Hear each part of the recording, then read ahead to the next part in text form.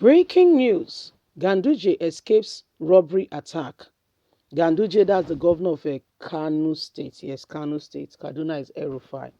He just escaped attack. They are going after him. I will tell you a bit why they are going after this Ganduje now.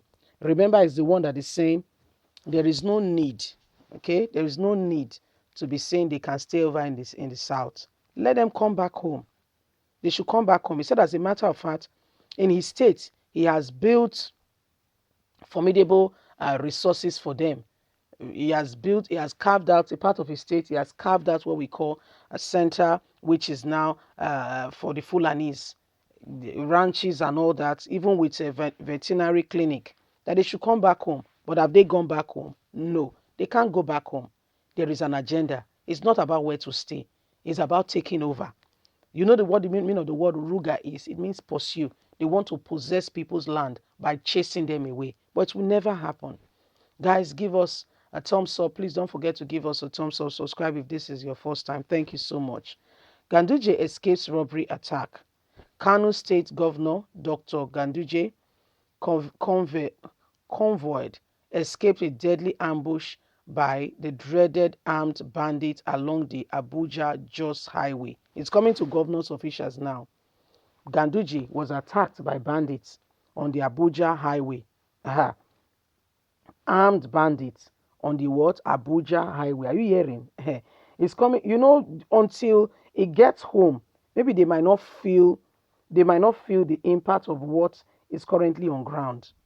Maybe until it affects one of them, they'll begin to understand it and take it seriously. What the common man, a man who goes about his business, who's not even asking anything from the government, just going about his life, is going through. The governor and his entourage, including the press crew, stormed on the barricaded setup by the armed bandits at midnight of Thursday around the dense forest and rocky hill along the quiet Jos Road. Why is that road like that? Rocky, not good road. It was the bad spot of the road that they have set up, and they didn't know that it was a governor coming. How come is that? Why can't the government put? If you travel overseas, you will always see road works going on, ongoing. A little pothole, they fix it up, always ongoing, and they inform you well in advance. You don't just come there one day, you see some men walking. No, there is no reason why a road should be barricaded. If it will, they would have informed you at least 3 weeks, 2 weeks, a week. If you notice, would have been ongoing, flocking the information out for those commuters to understand that this road at this point in time. So let's continue. It was barricaded. Look at the kind of place, the rocky place. Director General on Media on the governor's entourage, Malam Saliu Takwa, who confirmed the attack to journalists, said the situation was brought under control while the governor and his entourage continued their journey. An eyewitness said that the incident, which led to the heavy shootout between the security personnel attached to the governor convoy and the bandits, lasted hours. Can you imagine?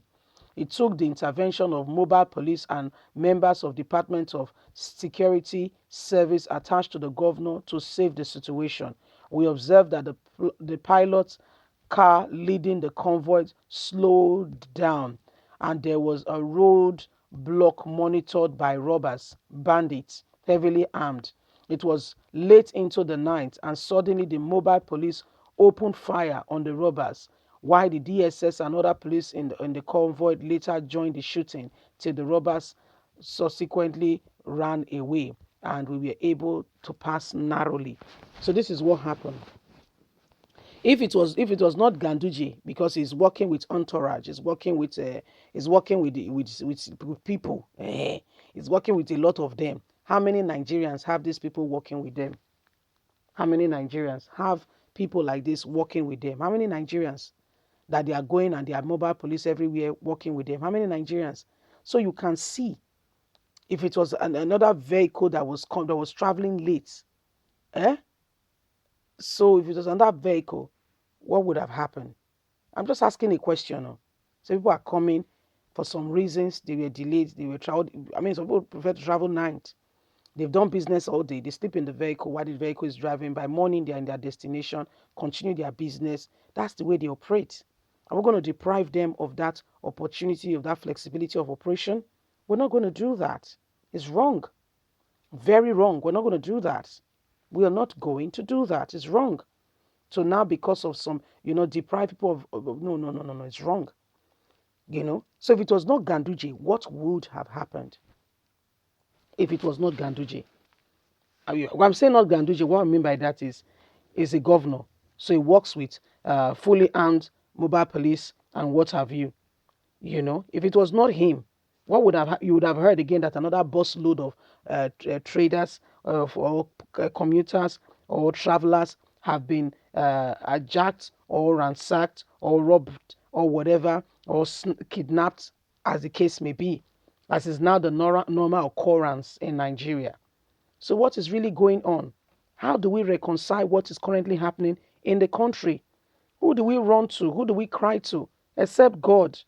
Because the current administration, the men who are the ones in place to assist and to support are currently doing nothing about it, are not ready to do anything about it, and in fact do not want to do anything about it because they have a stake in the matter and would rather be quiet and would rather not allow Nigerian to thrive or the country to see, anything good. How do we explain that? Can you see now that there is more to it than beneath the eyes? Oh no, Nigerians, we cannot be quiet. We cannot be quiet. We can't be quiet because we all have to speak out. Your voice, you must speak out. If we don't, we are not putting ourselves in a good and a better position. We must give ourselves that position where we are able to, decisively say what is going on without fear or favor and say this is not acceptable, this is not right. We are not going to accept it. We're not going to let this last. That way, we can begin to get some headway. How can horrible things be happening to Nigerians?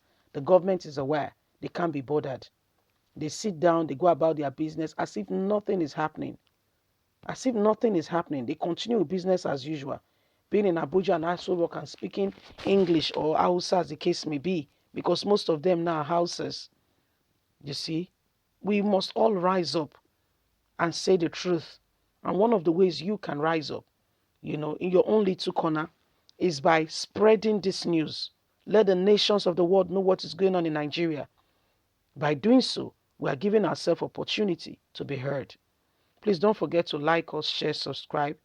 Click on the notification button so you can get all our latest news. God bless you. Bye for now.